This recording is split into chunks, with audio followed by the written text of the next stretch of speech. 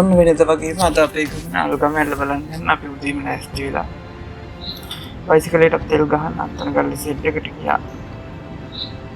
Shed එකට ගිහින් අත්තනගල්ලේ පන්සල පහු කළා. අපි හග්ගල්ලේ හන්දියට තමයි යන්න ඕනේ. එතකොට නුවර පාරේ කොළඹ නුවර පාරේ නේ කිව්වා. අලුගමල්ලට යන්න ගොඩක් ළඟ පස්සෑලේ හන්දියට ඇවිල්ලා පස්සෑලේ හන්දියෙන් දකුණට අත්තනගල්ලේ පාර තියෙනවා. අත්තනගල්ලේ පාරෙන් හග්ගල්ලේ හන්දියට ඇවිල්ලා හග්ගල්ලේ හන්දියෙන් වම්මට තමයි තියෙන්නේ අල්ගම පාර. අල්ගම පාරෙන් අල්ගම හන්දියට මෙහයින් තියෙනවා අසල පන්සලක් තියෙනවා බුදු පිළිමයක් තියෙන. ඒ පන්සල ගාවින් දකුණට හැරෙන්නේ උඩුවක පාර.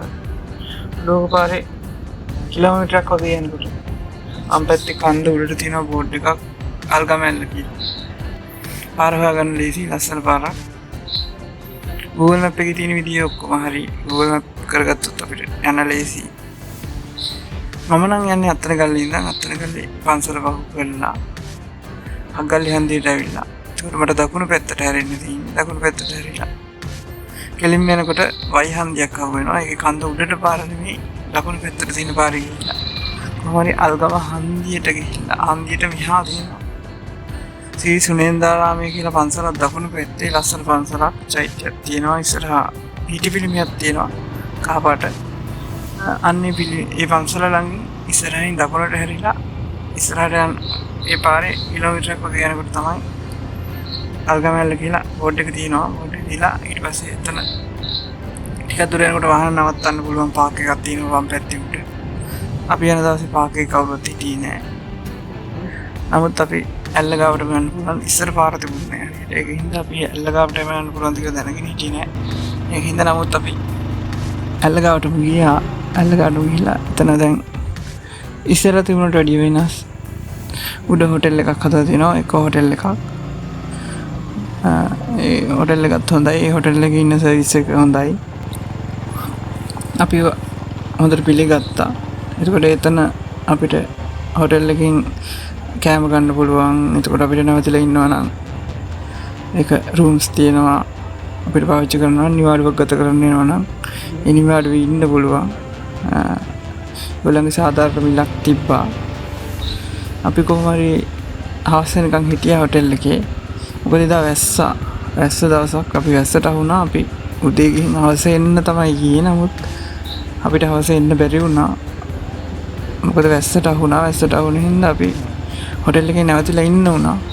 අපි රූම් එකක් අරගෙනවත් එහෙම මොකුත් නෙවෙයි හිටියේ. හොටෙල් එකෙන් අපි ලන්ච් එක ගත්තා. කූල් ඩ්‍රින්ක්ස් එහෙම තියෙනවා. ඔක්කොම තියෙනවා. හොටෙල් එකේ ස්ටාෆ් එක ඇත්තටම ගොඩක් හොඳයි. ගොඩක් හොඳට සලකනවා. ඒ කියන්නේ ඒ හොටෙල් එකේ තියෙන පොයින්ට් එකත් ගොඩක් හොඳයි. ඇල්ලට උඩින් තියෙන්නේ. එතකොට ඔයාලට කතා බහ කරලා මම මේකේ ෆෝන් නම්බර්ස් දාන්නම්.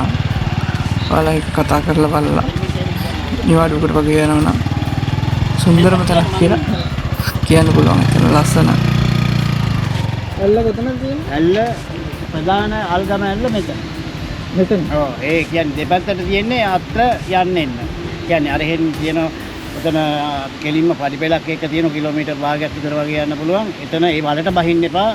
නාන්න එහෙම. ඒ වල ටිකක් මේකේ ගිහිල්ලා ඒක කිලෝමීටර් භාගයක් විතර යනකොට තියෙන්නේ වල. ඔව් එතකොට මෙතනින් අයින දිගේ යන්න පුළුවන්. එතනිනුත් තියෙන බහින්න බැරි තැනක්. එතනින් එහාට යන්න බෑ. මේ අත්තනගලුවේද මේ එන්නේ එතකොට? අත්තනගලුවට තමයි මේක බහින්න උඩුවකින් පටන් ගියාම. උඩුවකින් පටන්. ඔව්. පල්ලෙහා තමයි වලද තියෙන්නේ. පල්ලෙහා හුඟක් ඈත වල තියෙන්නේ. මේ අයින දිගේ යන්න පුළුවන්. හැබැයි යන්න පුළුවන්. දැන් මොකද සපත්තු දාන්නේ නැහැ. අයින දිගේ යන්න පුළුවන්. පරිස්සමට යන්න පොඩ්ඩක් ඉස්සනෝ. දැන් වලවල් නැහැ. ලොකු වලවල් නැහැ. ඒ ලොකු වල තියෙන්නේ පල්ලෙහා. කොළපාට බල්ලෙන්. මේ වගේ කොළපාට වැටක් ගහලා තියෙනවා. මේ වැටට ටිකක් යහින් තියෙනවා. ඒක පේන වල එතනින් බහින්න බෑ කියන එක බහින්න දුණයි කිව්වේ ළඟවලේ. ඒ ඈත් ඒ මෙහි අපේ මුකුත් තාම දෙයිහන්තරන් පිටයි. එහෙම කිසිම දෙයක් වෙලා නැහැ. හරි හරි හරි.